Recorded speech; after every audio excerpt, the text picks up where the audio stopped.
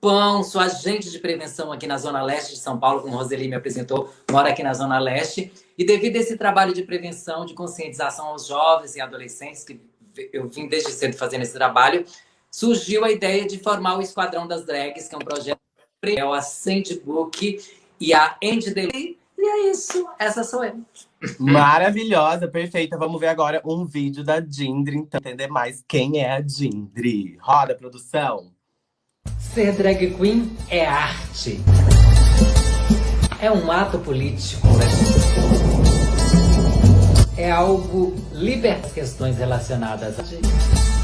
Uma drag queen em um ambiente faz as pessoas reverem muitos dos seus construir o mundo, levar a alegria que estão à nossa volta. Viva a arte! Permitam-se sempre!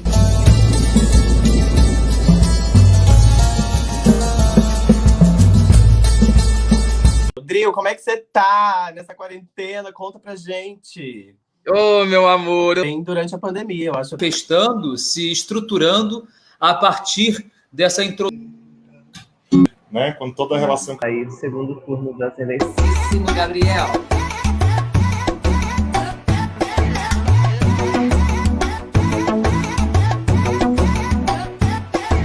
O Gabizinho tem HIV.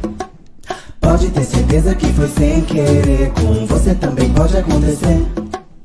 Isso se você não se proteger. O Gabizinho tem HIV. Eu falei de novo pra você entender que hoje tudo pode acontecer. Use camisinha pra se proteger. Use a camisinha. A camisinha. A camisinha. A camisinha. Você deve estar me julgando, eu sei, mas muita gente também tem. Não acontece só com gay. Põe a camisinha em 1, 2, 3, vai. Use a camisinha. A camisinha. A camisinha. A camisinha. Vai sem medo, faz o teste. Tem várias maneiras e é de graça em qualquer postinho de saúde. Busque o tratamento e não esqueça de usar a camisinha.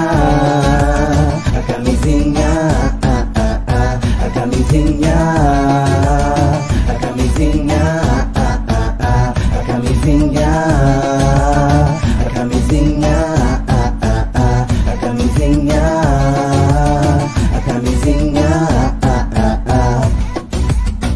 põe lá, põe lá. A camisinha, põe lá, põe lá.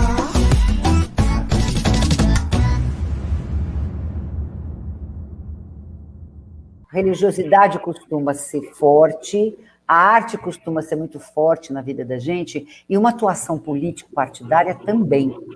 Também.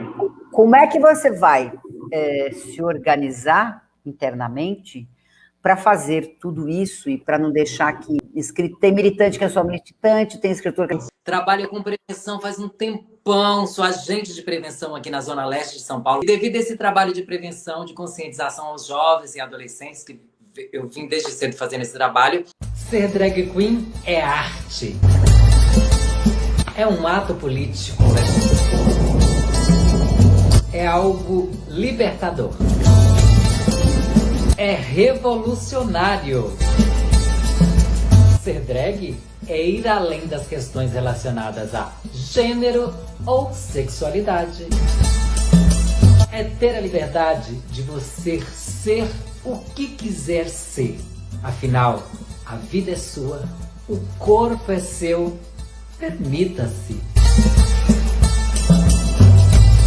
Drag Queen é arte, profissão e missão. A simples presença de uma drag queen em um ambiente faz as pessoas reverem muitos dos seus conceitos e colocarem por terra muito dos seus preconceitos. Que a gente possa, com essa arte linda, colorir o mundo, levar alegria e reverência e bom humor a tantos que necessitam disso e encantar a todos que estão à nossa volta. Viva a arte da transformação! Viva as drag queens do mundo inteiro! Permitam-se sempre!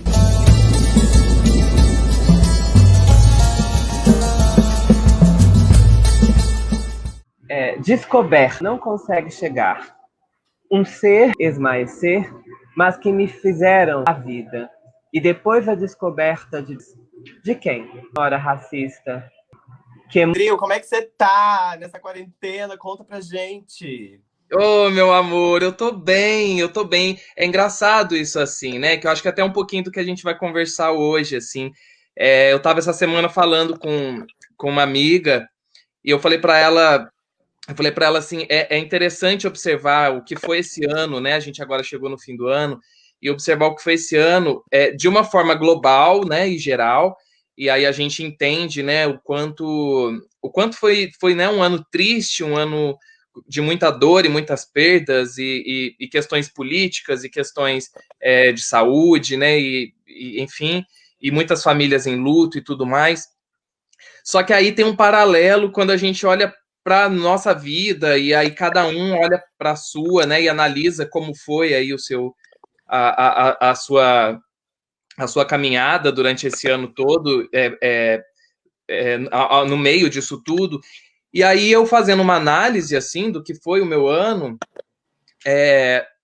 eu estive muito mais, eu tive muito mais momentos bons do que momentos ruins. Então eu tô assim, chegando no fim do ano, extremamente feliz e grato por tudo que aconteceu, só que ao mesmo tempo constrangido, olha que loucura, constrangido de dizer que tô bem, sabe? Tipo assim, constrangido no sentido de, tipo, como é que eu posso dizer que estou bem com tudo isso que aconteceu? Vamos dizer que é loucura, né? Vamos dizer, tipo, é impossível alguém estar bem com tudo isso que aconteceu. Só que aconteceram tantas coisas incríveis e boas, assim, na minha vida profissional, na minha vida pessoal, e que eu acho que eu me encontrei, assim, em vários lugares e de várias maneiras e de várias formas, e esse isolamento fez com que tudo isso acontecesse. Então, assim, eu tenho um saldo muito mais positivo do que negativo, sabe? Que bom, que delícia. Eu acho que não tem nada de errado você falar que tá bem. Estar bem é o que a gente espera para todo mundo nessa pandemia. Então, você estar bem e passar a estar bem para frente ajuda que outras pessoas também estejam bem. Então, não tem problema nenhum, não existe vergonha nenhuma em você falar que tá bem durante a pandemia. Eu acho até perfeito você falar isso. Porque assim, cada um tira as suas próprias lições, né, dos momentos que estão passando na vida, né? E quem também está numa bad, está meio ruim, também não tem nada de mal de estar nesse momento, porque cada um vai enxergar de uma forma o momento que está passando, né? Então, assim, somos humanos, possíveis de erros e de acertos, e a gente vai tirando as nossas conclusões, vai sugando a energia das coisas, foi como o bate-papo que a gente estava com a Roseli anteriormente. E a gente vai sentindo as vibrações das coisas que vão acontecendo na nossa vida. Então, que bom, e que essa energia chegue em mais e mais pessoas, viu? É isso mesmo, é isso, assim, eu acho que a gente está num momento muito de canalizar coisas, né, canalizar as energias e os pensamentos positivos e tudo mais, e eu sempre fui uma pessoa muito otimista em tudo, assim, na minha vida, então eu sou sempre aquela pessoa que o rolê tá todo errado, e eu sou sempre aquele que fala, não, mas calma, espera um pouquinho que vai resolver, sempre dá certo. O good vibe da galera. Exatamente. E aí, tipo, e claro que a gente vai amadurecendo, e aí a gente chega uma hora que a gente tira a gente tira também um pouco o óculos, como dizem assim, o óculos cor-de-rosa, né, que enxerga um mundo lindo e perfeito, e a gente também começa a ver que existe aí as suas... que existe maldades, que existe coisas ruins, que existe... e coisas que naturalmente vêm até nós, né? Então, assim, se a gente tiver a possibilidade de construir cada vez mais pensamentos e atitudes e ações positivas, eu acho que dessa forma, a gente vai afastando, talvez, de nós e dos que amamos, assim, essa energia negativa que já vem naturalmente, né? A gente não escolhe, ela vem. Com certeza. Com certeza. Drill, Então, agora eu vou tem uma pedir licença pra performance gente que vai ser feita, chamar. porque depois nós preparamos todo um bate-papo aqui. Eu e o Gabriel, nós temos Yes! aqui com você, mas antes tem uma performance, diz que maravilhosa, que vai ser feita aqui. E aí, então, brinde-nos e o público que está nos assistindo com essa sua performance. Quando encerra-se um ano, planejamos novos objetivos, traçamos novas metas e desejamos uns aos outros um feliz ano novo. E foi exatamente assim que encerramos 2019, cheios de esperança de que o próximo ano seria o melhor de nossas vidas. Para mim, todos os anos começam cheios de energias boas, justamente porque é o meu aniversário em janeiro, a data que eu mais amo de todas. E não foi diferente esse ano. Comemorei o meu aniversário e, na sequência, fui para as ruas celebrar o carnaval, uma das festas que mais me divirto. Após o carnaval, a agenda estava cheia de compromissos, palestras, eventos, ensaios, gravações, apresentações, viagens, mas algo começou a acontecer. Recebemos a notícia de que um vírus misterioso atingia alguns países do mundo. E então ele chegou até nós. O número de infectados cresceu rapidamente e as mortes começaram a ser noticiadas. Anunciou-se uma pandemia e entramos em quarentena, o isolamento social. Era tudo confuso no início. Estocar comida, lavar tudo que vem da rua, sair com máscara, sair sem máscara, nos calamos. Nos distanciamos. Nos isolamos. Nos deslocamos de nós mesmos. Angústia, medo, raiva, pânico, saudade, solidão, ansiedade, depressão, tudo se misturava. Eu não estive sozinho. Tenho sorte de ter o meu cachorro, que, por não falar, me ensinou algo valioso: o silêncio. Tivemos que parar e aprender a lidar com nós mesmos, sem distrações, sem artifícios para fugir dos nossos monstros. Precisávamos olhar para dentro.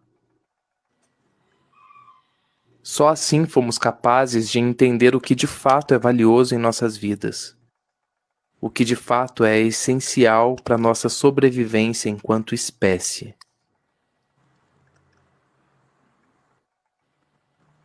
Muitas vidas foram e continuam sendo interrompidas pelo vírus. Muitas famílias estão em luto. Muitas histórias foram mudadas. E assim, chegamos a mais um fim de ano. Aquele momento em que planejamos novos objetivos, traçamos novas metas e desejamos uns aos outros um feliz ano novo. Mas dessa vez o sentimento não é esse. Ainda não temos a certeza do que será. Ainda não sabemos o que nos espera e até onde isso vai. De quantas vidas nossa vida é composta? Quantas vezes podemos morrer para que possamos nascer outra vez? Posso dizer que sairei muito melhor disso tudo. E espero que você também. E uma certeza eu tenho dentro de mim. E essa certeza chama-se resiliência. Ainda estamos respirando.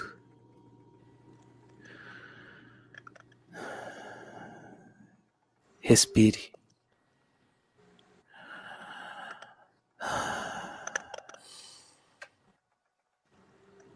Respire.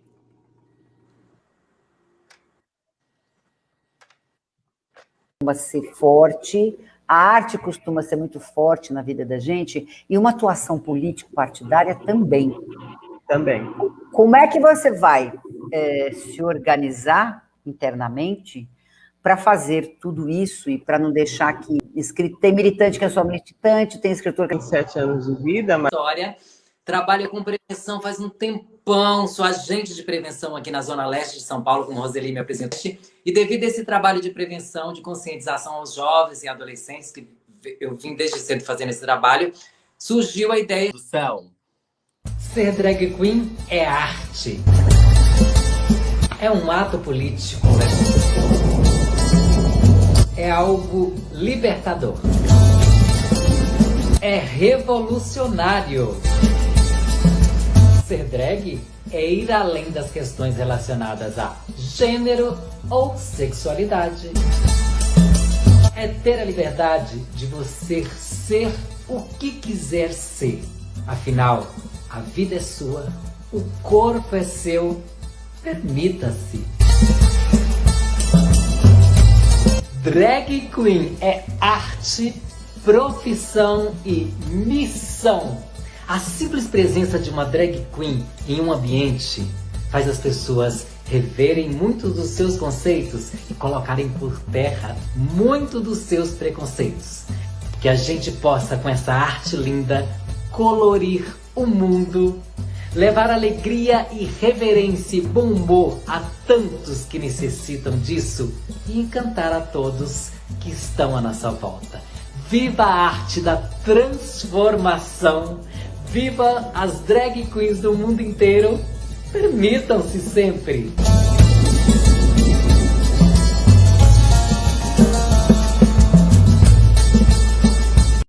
Descoberto, não consegue chegar.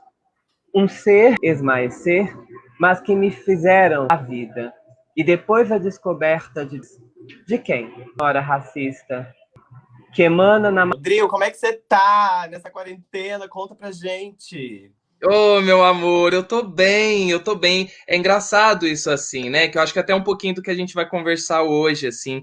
Eu tava essa semana falando com uma amiga e eu falei pra ela assim, é interessante. Na história da literatura brasileira, especificamente se tratando do tema do HIV e AIDS, a gente tem alguns estudos importantes, assim.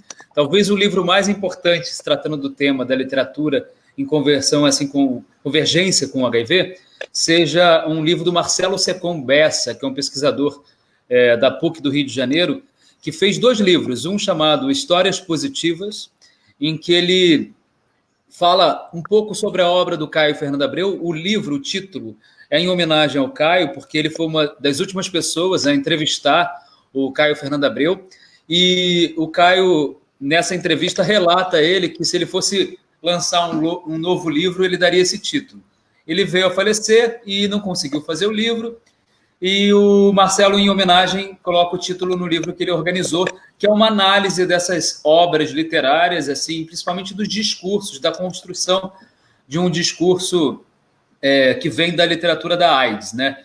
E até então, anos 90 para cá, era como era chamada, né, essa literatura produzida a partir e por pessoas que vivem com HIV. Então, dos anos 90 para cá, a gente tem um avanço da medicação antirretroviral, o que causa um aumento da qualidade de vida das pessoas que vivem com HIV, né? Isso não invalida todas as questões sociais, políticas, e que a gente vive com a questão do vírus no país e no mundo, mas traz uma autoestima, digamos assim, né, para as pessoas que vivem, de maneira que elas se sentem mais confortáveis, perdão, para poder colocar o seu rosto na roda, né, e falar abertamente sobre o HIV, uma vez que você tem mais qualidade de vida e seu corpo físico passa a sofrer menos com a medicação, né? Então, isso passa a modificar a subjetividade das pessoas que vivem com HIV. E essa subjetividade passa a não olhar mais para trás de maneira a construir um discurso somente com o sentido da dor ou do sofrimento, como é muito retratado, e é visto ainda hoje né? Assim, a gente ainda, essa lente dos anos 80, ela ainda é um canal de leitura, né, das pessoas que vivem com HIV. Mas o que a gente quer mostrar é que, com essa nova relação social que se estabelece, com tudo que está acontecendo, e com a entrada da medicação, se há um outro momento da epidemia, né? A gente tem 40 anos da epidemia da AIDS, então, da mesma forma que os movimentos sociais avançam, a literatura também avança nesse sentido. Então, o Marcelo ele começa a construir um livro chamado Os Perigosos, fazendo uma associação justamente, chama Os Perigosos, Autobiografias e AIDS, fazendo uma associação justamente como as pessoas que vivem com HIV eram chamadas nesse período inicial da epidemia, né, como pessoas perigosas, com corpos potencialmente perigosos por conta do vírus, e faz uma leitura muito crítica da produção literária desse período, mostrando um conceito do Herbert Daniel, que é um conceito de epidemia discursiva, de como a construção dessas narrativas e dessas histórias em torno do HIV/AIDS passa não somente pela construção literária, mas também pela construção dos discursos jornalísticos, principalmente, e dos discursos médicos. Então, a narrativa da história da AIDS, no início da epidemia até meados dos anos 90, vem sendo construída, e ainda hoje, mas hoje também fica mais diluída, de maneira que a gente tem essas tecnologias novas, então a gente tem o surgimento dos youtubers, das pessoas que se colocam para falar abertamente, e aí eu posso fazer uma associação dos youtubers com essa literatura de depoimento inicial que surge na AIDS. Então, o Marcelo Secom faz essa análise de como esse discurso ele vem sendo, de forma epidêmica, perpassado na história da literatura e construindo uma série de estigmas também. Então, a gente tem essa visão que existe da questão da soropositividade construída por esse olhar médico e por esse olhar jornalístico, principalmente. E aí a gente tem uma série de equívocos que ficam marcantes na história da literatura da AIDS, como, por exemplo, a capa fatídica da revista Veja, né, que marca a memória de muitas gerações até hoje. Se você for perguntar diretamente para jovens ou pessoas mais velhas que viveram o início da epidemia, essa imagem ainda é muito forte, né? Então, a ideia é que esses novos discursos que vêm vindo, não somente pela poesia, pela literatura de ficção, mas também pelo teatro, como diretores como Fabiano de Freitas, o Ronaldo Serruia, que tem feito um movimento muito interessante, chamado, por exemplo, Como Eliminar Monstros, que é um curso que vai discutindo essa questão na arte, ou como artistas que estão aqui participando, por exemplo, né? Você falou do Drill, vocês que estão aqui conversando comigo, a própria Micaela Cirino, talvez seja uma das figuras mais importantes dentro desse movimento, na minha visão, no sentido de ser uma mulher que nasceu com HIV, uma mulher negra, artista, e que traz essa construção desse discurso no próprio corpo. Então, você começa a ter uma diluição desse discurso jornalístico e passando a voz para as pessoas que vivem com HIV, o que é essencial. Não que antes não tivesse essa vontade. Obviamente que artistas ou pessoas poderiam ter essa vontade, mas talvez não tivessem força devido às circunstâncias que estavam vivendo dentro da epidemia da AIDS, as pessoas morrendo de maneira muito intensa, e também não que hoje as pessoas não morram de AIDS, né? Ainda tem óbitos de pessoas morrendo de AIDS no Brasil. Isso é importante ser dito, uma vez que existe um recorte social e de raça nessa morte, né? A população negra, a população trans, que é mais atingida ainda pelos óbitos de AIDS, digamos assim, né? Nesse sentido. Então, esses novos discursos construídos vão trazendo essa literatura ou essa discursividade que é chamada também, entre outros nomes, também de literatura pós-coquetel ou arte pós-coquetel, que seria essa arte que vem se manifestando, se estruturando a partir dessa introdução dessa medicação, não invalidando de forma nenhuma todas as críticas às relações biométricas ou biopolíticas, né, da relação dos corpos com essa medicação, né, ou então da manipulação de indústrias farmacêuticas na distribuição ou na democratização dessa medicação, mas reconhecendo a qualidade dessa medicação para a construção dessa subjetividade, uma vez que você passa a ter uma qualidade de vida tão boa quanto uma pessoa que é soronegativa, então você consegue vislumbrar novas relações de vida, consequentemente, novas narrativas, novas histórias, que podem partir de uma maneira que seja, por exemplo, da memória. Então, eu posso escrever um poema que trata da memória da AIDS, de pessoas, por exemplo, posso fazer um poema como a Viviane Mosé, que está no livro, escreveu, dos amigos, relacionando nomes de pessoas, de amigos dela, que faleceram na AIDS durante um período e que eram inúmeros. Ou, por exemplo, como Silviano Santiago, que é um dos poetas mais importantes da literatura brasileira, que conviveu e acompanhou toda a história da epidemia da AIDS. Ele tem 80 e poucos anos, está vivo, mora no Rio de Janeiro, e fez um poema inédito para a antologia, e ele faz um poema de maneira muito subjetiva, falando sobre essa viagem em torno dessa história, e de que maneira aquilo impacta a vida dele e a memória dos seus, das pessoas que viveram com ele e que ele perdeu. Ou então, o próprio Eduardo Jardim, que assina a orelha do livro, e que conheceu poetas e pessoas próximas que ele perdeu para a epidemia da AIDS.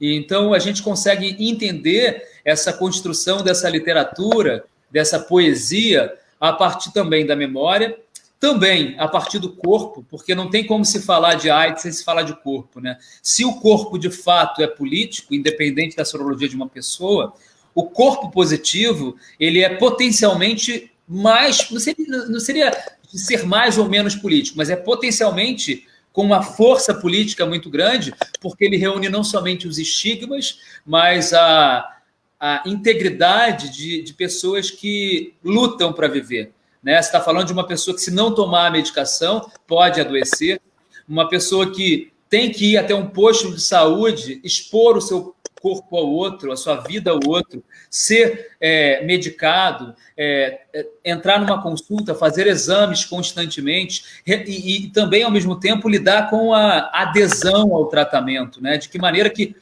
é muito fácil falar da adesão do tratamento quando, por exemplo, alguém não se adapta a uma medicação, mas somos seres e corpos muito diferentes, né? Então, o que é uma medicação para um não é para outra pessoa. Então, por isso também existem diferentes medicações e várias gerações de medicações, né? Então, essa poesia também fala desse corpo político, desse corpo que é atravessado pelo vírus, desse corpo que é atravessado pela medicação e consegue fazer uma narrativa que é costurada por esses remédios, essas pílulas, por esse... Então, eu fico muito feliz quando eu vejo, por exemplo, a atuação do Louca do Efavirenz, que é um coletivo que a gente conhece e admira, que fala justamente uma atuação política e crítica da história da epidemia da AIDS, e que coloca o nome do coletivo de Louca de Efavirenz, fazendo uma ironia com essa medicação que é tão forte. Eu, por exemplo, pessoalmente, a primeira medicação que eu tomei foi essa. E para mim era muito intenso, eu ficava completamente fora do corpo com essa medicação. E aí foi alterando até encontrar a medicação mais atual que eu tomo hoje, e entendendo a minha relação, a relação do meu corpo, da minha subjetividade também com esse remédio, com essa medicação, a reação do meu corpo a isso. E eu estou falando isso também de um lugar muito privilegiado, de um rapaz que é branco, é gay, né? Então, assim, existe um lugar que a gente também tem que entender essa estrutura social e compreender que a literatura não está separada disso. E cada vez mais, o que eu percebo, eu publico poesia desde 2009, desde os meus 25 anos, então o que eu venho acompanhando na literatura brasileira contemporânea é cada vez mais uma preocupação com a importância dos movimentos sociais, das ações sociais. Né? Não existe mais aquele escritor encastelado no seu escritório ou simplesmente fechado no seu blog, no seu computador, aquém do que está acontecendo. Eu acho que nunca teve, mas eu acho que, ao mesmo tempo, existia uma certa visão meio romantizada disso. E quando surge essa nova epidemia, por exemplo, né, que a gente está vivendo, de Covid, e que a gente pode fazer inúmeros paralelos do Covid com a AIDS, a gente entende mais ainda que a literatura não pode ficar à parte disso. E não seria diferente com a Covid, e não seria diferente com a AIDS. Então, por que não essa literatura da AIDS? A gente não precisa fazer uma literatura cor-de-rosa dizendo que está tudo bonitinho. Não é disso que se trata. Mas a gente pode denunciar as questões todas, a gente pode mostrar como são essas vivências, pode mostrar como que a gente se relaciona com esses corpos positivos, independente da sua sorologia, né? Porque, como eu disse no início, é uma questão de um flagelo da humanidade, diz respeito a todos nós. Porque se você não está soropositivo hoje, você pode estar um dia, eu queira que não, mas pode estar, ou você pode se relacionar com alguém que esteja. Então, a construção de um discurso sobre HIV e AIDS na literatura não se dá somente pelo corpo positivo, mas pelo corpo negativo, pelo corpo interrogativo. Então, isso é importante. Interrogativo... Opa, computador. Interrogativo no sentido que aquela pessoa que não sabe de sua sorologia ou tem medo de pegar o seu exame num laboratório, num posto de saúde, por questões do estigma. Então, a pessoa fica ali a saber, e pesquisas mostram que o número de pessoas sorointerrogativas no Brasil é enorme. Tem mais de 150 mil pessoas que fizeram o exame, não voltaram para buscar, e não sabem sorologia, não querem saber. E a importância de se fazer o exame, descobrir a sorologia, independente se for soro positivo, é de cuidar imediatamente para não entrar num processo de adoecimento, de propagação do vírus, né? Então, todas essas questões estão atreladas nesses novos discursos, né? Então, aí eu falei que existe a memória, o corpo, e existe a linguagem, que na poesia a linguagem é essencial, né? Talvez poesia, se fosse definir para mim, pessoalmente, eu diria que poesia é linguagem. É a forma como a gente vê o mundo, é a forma como a gente se coloca, é a forma como a gente fala, o que falar quer dizer. Então, se o que eu quero dizer é dessa maneira, eu estou reproduzindo uma maneira de linguagem, uma forma de discursividade. Então, na poesia, isso é muito importante. Então, esse livro mostra que existe, hoje em dia, essas três visões, no sentido que os poemas atravessam esses tipos, né, de situações. E quando eu falo da linguagem, tratando do HIV, é de um poema que traz diretamente uma relação com a própria palavra. É como se o poema quisesse dizer do vírus, mas o vírus se mistura à palavra e aquilo ali vai trazendo uma conexão de uma construção de um terceiro corpo, quarto corpo, que é o próprio poema. Então, dito tudo isso, para falar que a literatura que é feita hoje que se trata do HIV, ela está inserida nesse tempo presente, né? Como toda arte que é produzida hoje. Então, eu gostaria de ler alguns poemas que eu separei aqui, para que a gente possa entender o que eu estou falando. Em seguida, eu vou propor para quem está assistindo que possa fazer um dispositivo de pensar alguma situação, e aí a gente vai propondo fazer um poema, e eu vou mostrar aqui, então. Só um minutinho. Eu vou mostrar primeiro um poema da Bruna Mitrano, que é uma poeta da periferia do Rio de Janeiro, uma poeta super festejada, porque a poesia dela é uma poesia de denúncia muito grande. Ela tem um livro chamado Não, e é uma voz feminina de uma mulher lésbica e que traz uma potência muito grande. Por exemplo, antes da Bruna, tem esse poema do André Valias, que é um poema visual. André Valias é um grande poeta, acabou de ganhar o prêmio Jabuti pela tradução da poesia do Bertolt Brecht, e ele pega o genoma do HIV e transforma num poema. Ele vai reproduzindo o genoma. Então, aqui, por exemplo, esse aqui é um poema do André Valias, que é um poeta que eu falei, que é tradutor também, e ele pegou o genoma do HIV e foi fazendo um poema visual. E aí, no final, ele termina: vida contagia, convida, todavia. É interessante pensar também a literatura no sentido que não somente da palavra, mas da palavra com a imagem, né? Então, ele pega a estrutura do vírus e transforma num poema, por exemplo, Como Eliminar Monstros, que é um curso que vai discutindo essa questão na arte, ou como artistas que estão aqui participando, por exemplo, né? Você falou do Drill, vocês que estão aqui conversando comigo. a própria Micaela Cirino, talvez seja uma das figuras mais importantes dentro desse movimento, na minha visão, no sentido de ser uma mulher que nasceu com HIV, uma mulher negra, artista, e que traz essa construção desse discurso no próprio corpo. Então, você começa a ter uma diluição desse discurso jornalístico e passando a voz para as pessoas que vivem com HIV, o que é essencial. Não que antes não tivesse essa vontade. Obviamente que artistas ou pessoas poderiam ter essa vontade, mas talvez não tivessem força devido às circunstâncias que estavam vivendo dentro da epidemia da AIDS, as pessoas morrendo de maneira muito intensa, e também não que hoje as pessoas não morram de AIDS, né? Ainda tem óbitos de pessoas morrendo de AIDS no Brasil. Isso é importante ser dito, uma vez que existe um recorte social e de raça nessa morte, né? A população trans, que é mais atingida ainda pelos óbitos de AIDS, digamos assim, né? Nesse sentido. Então, esses novos discursos construídos vão trazendo essa literatura ou essa discursividade que é chamada também, entre outros nomes, também de literatura pós-coquetel ou arte pós-coquetel, que seria essa arte que vem se manifestando, se estruturando a partir dessa introdução dessa medicação, não invalidando de forma nenhuma todas as críticas às relações biométricas ou biopolíticas, né, na relação dos corpos com essa medicação, né, ou então da manipulação de indústrias farmacêuticas na distribuição ou na democratização dessa medicação, mas reconhecendo a qualidade dessa medicação para a construção dessa subjetividade, uma vez que você passa a ter uma qualidade de vida tão boa quanto uma pessoa que é soronegativa, então você consegue vislumbrar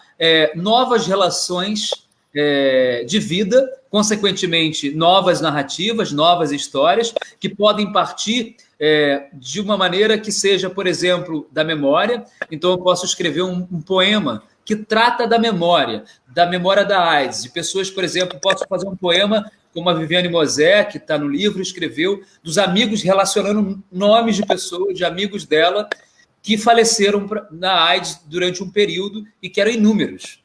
Ou, por exemplo, como Silviano Santiago, que é um dos poetas mais importantes da literatura brasileira, que conviveu e acompanhou toda a história da epidemia da AIDS. Ele tem 80 e poucos anos, está vivo, mora no Rio de Janeiro, e fez um poema inédito para a antologia, e ele faz um poema de maneira muito subjetiva, falando sobre essa viagem em torno dessa história e de que maneira aquilo impacta a vida dele e a memória dos seus, das pessoas que viveram com ele e que ele perdeu.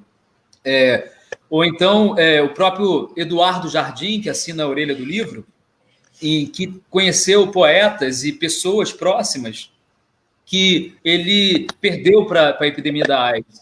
E então, a gente consegue entender essa construção dessa literatura, dessa poesia, a partir também da memória, também.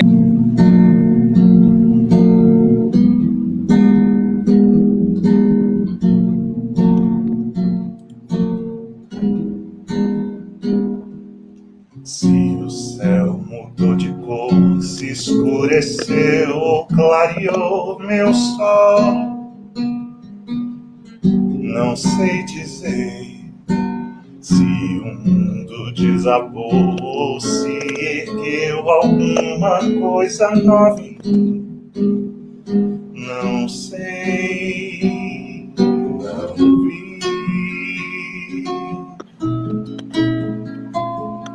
Senti que em mim mesmo já não sou mais eu. Mudei.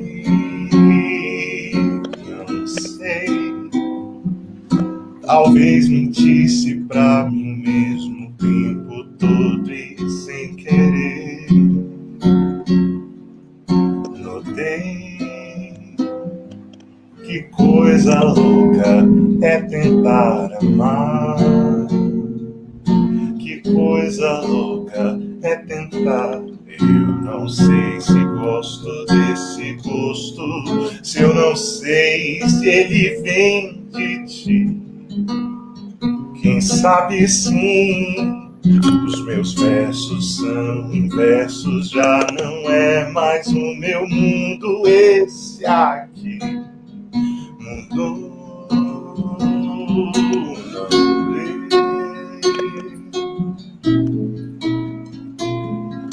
Faltou-me energia nesse instante, mas talvez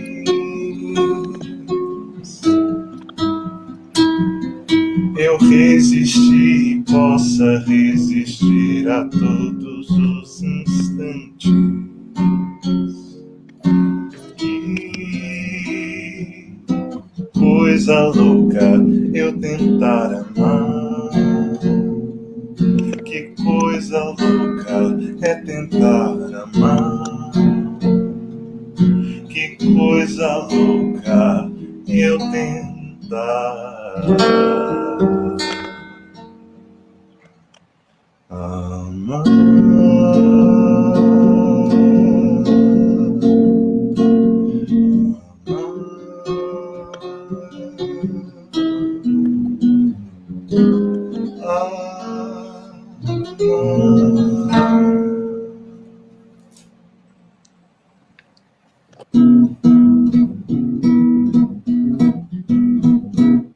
Você não sabe, mas às vezes abro a geladeira, paro, olho, demoro e fico pensando no que eu gostaria de comer. Você não sabe, mas às vezes abro a geladeira, paro, olho, demoro e fico pensando no que eu gostaria de comer. E não tem pra pegar, agarrar, puxar, puxar pra fora. Nada que meu paladar queira o mix assim. Nenhuma caixa, garrafa, embalagem ou metáfora. Nem você não sabe, mas às vezes abro a geladeira.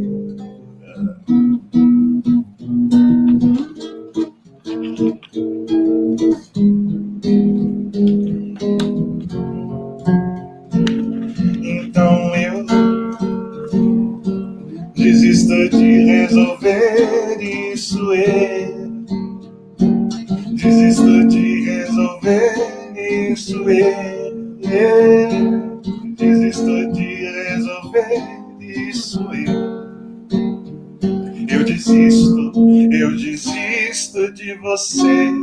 Não sabe, mas às vezes abro a geladeira, paro, olho, demoro e fico pensando no que eu gostaria de comer.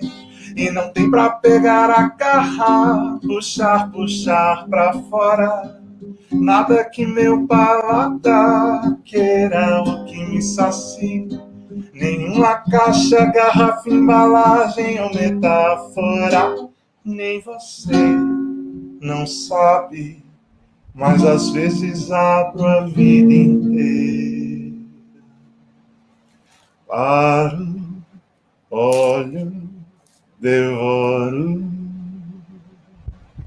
CP é uma saída que a gente viu para a pandemia, né? De um artista com seus companheiros que tinha um álbum engatado para gravar e lançar, tudo planejado, né? As músicas todas prontas, demo, todo mundo estudando as músicas já, porque a gente ia entrar em estúdio e teve que parar.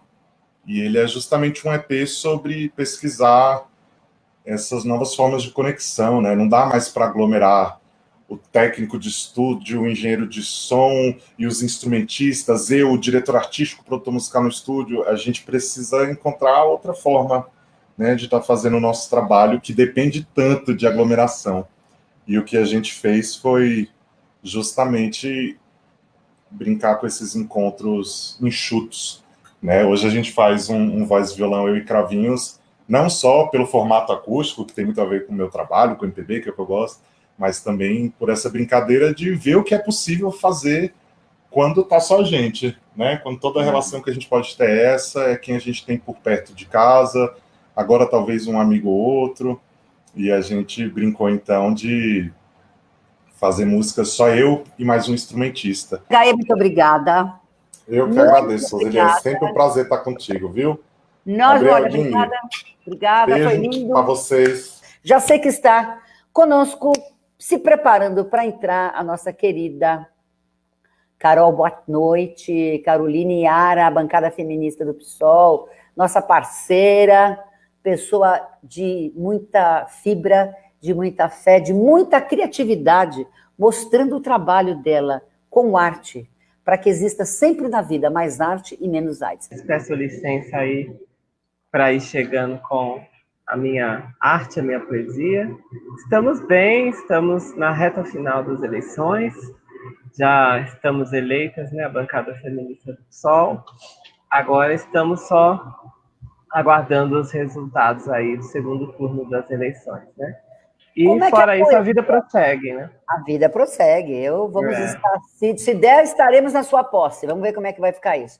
E escuta aqui uma coisa. Como é que a arte entrou na sua vida? Como é que a poesia, a arte, a escrita entrou na sua vida?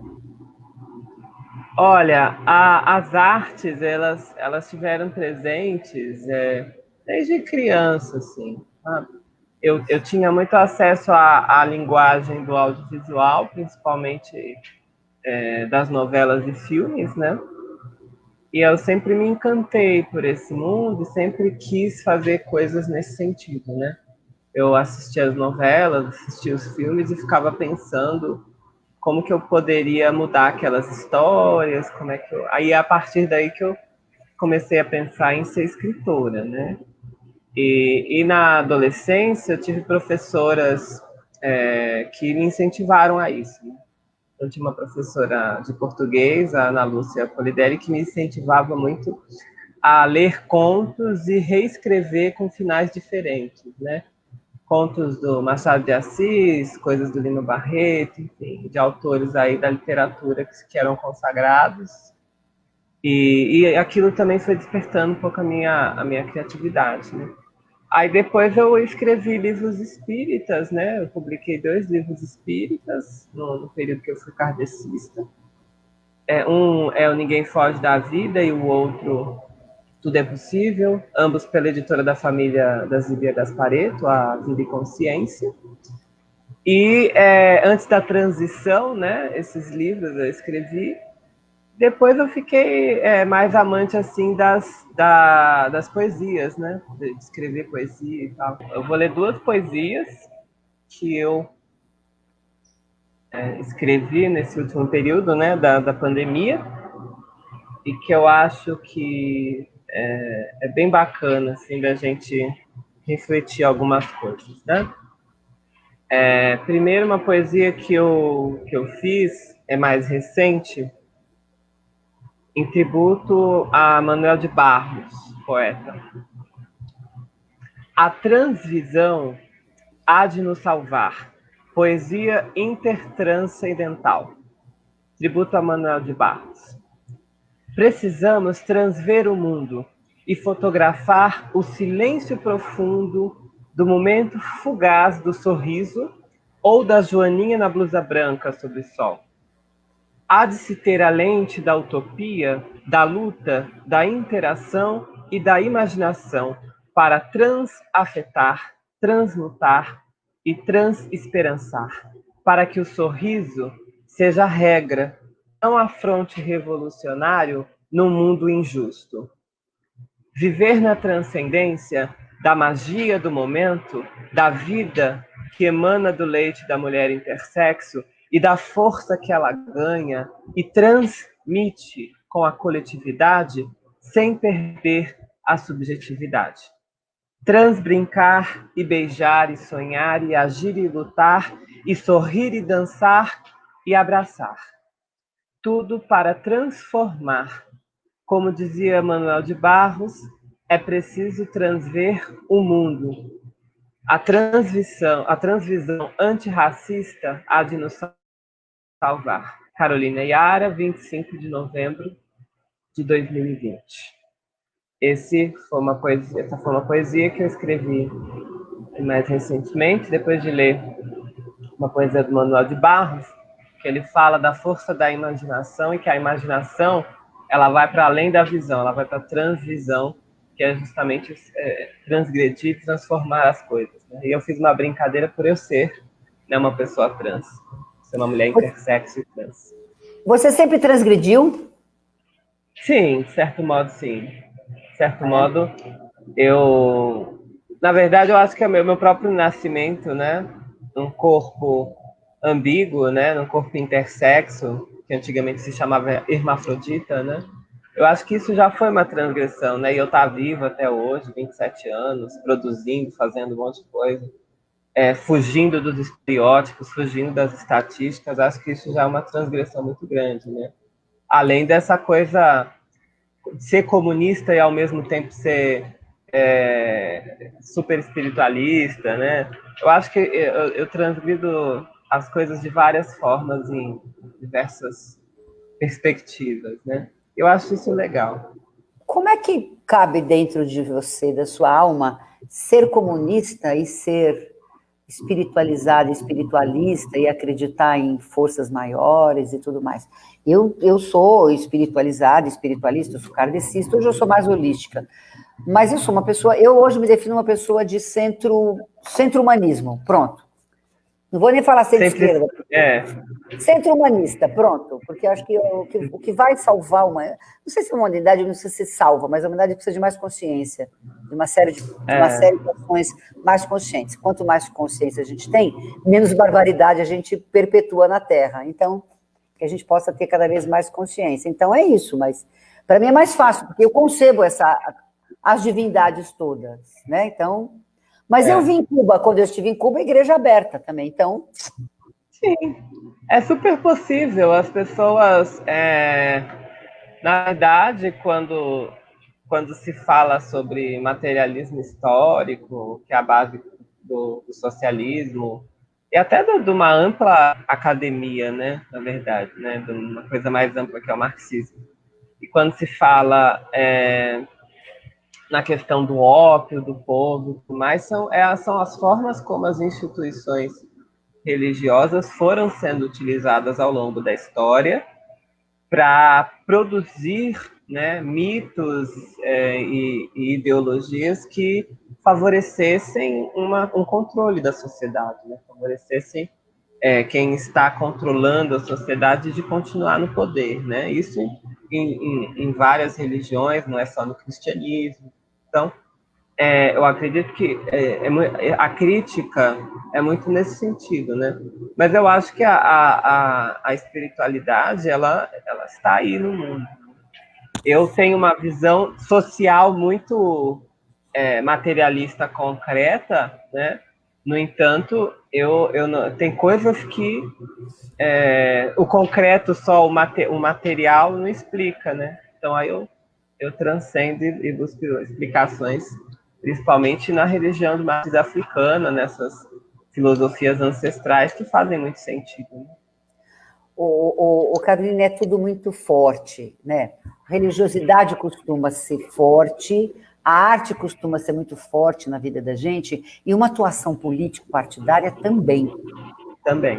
Como é que você vai se organizar internamente para fazer tudo isso e para não deixar que um lado seja mais forte, que uma coisa não acabe apagando a outra, não é? Porque é isso, são todos chamamentos bastante intensos, eu diria, nem é forte, intensos individualmente para cada alma. Tem artistas que conseguem só ser artista, tem político que é só político, tem militante que é só militante, tem escritor que é só... Enfim, né?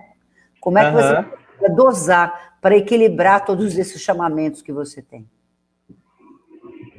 Olha, eu nunca consegui ser uma coisa só. Então, eu estou na militância há muito tempo, assim, uns anos já, e dessa minha vida, que é curta, são só 27 anos de vida, mas se eu for pensar, já foram 10 anos em militâncias diversas. E essa questão toda, né, de misturar arte e política sempre teve presente, né? Então, nas minhas escrituras, né, nos meus livros, a pauta social, a pauta da desigualdade social, a pauta do racismo sempre esteve presente, faz parte do meu fazer artístico, assim como, principalmente nas poesias agora, esse mergulho em mim mesma e nas questões sociais que me atravessam também tem sido algo muito, muito forte, né? E eu tenho uma frase que o Manuel Carlos vive falando, e é parafraseando algum russo, escritor russo, não sei se é o Leon Trotsky ou se é o Tolstói, mas escrever também tem a ver com o sopro de vida para muitos escritores e escritoras, né? Então, você vai escrevendo.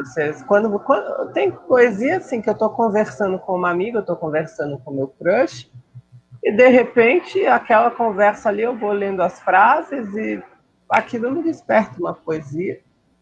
E eu escrevo, sim, e boto no papel então é uma coisa muito, muito automática, né? Então mesmo eu tendo esse tempo maluco, agora com cargo público eletivo, eu acredito que eu nunca vou conseguir deixar de fazer, essa que é a verdade.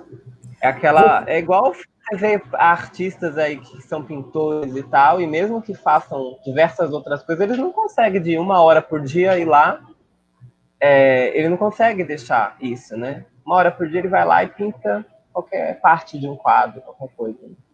Eu acho que é nesse sentido. Talvez um amigo ou outro, e a gente brincou então de fazer música só eu e mais um instrumentista. Vou colocar nossa vinheta, Gaia, muito obrigada. Eu que Muito agradeço, Roseli. É obrigada. sempre um prazer estar contigo, viu? Nós, Gabriel olha, Dini. obrigada. Griot.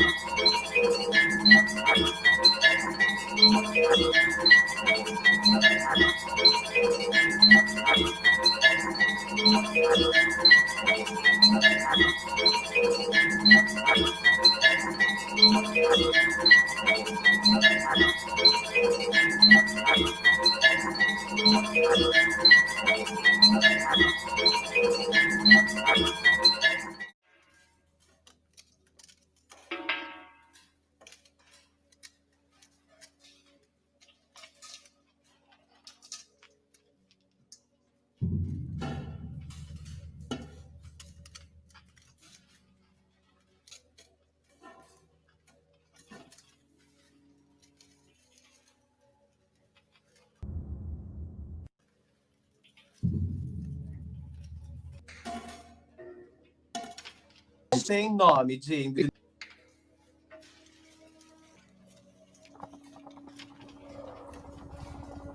Ficou simplesmente fantástico.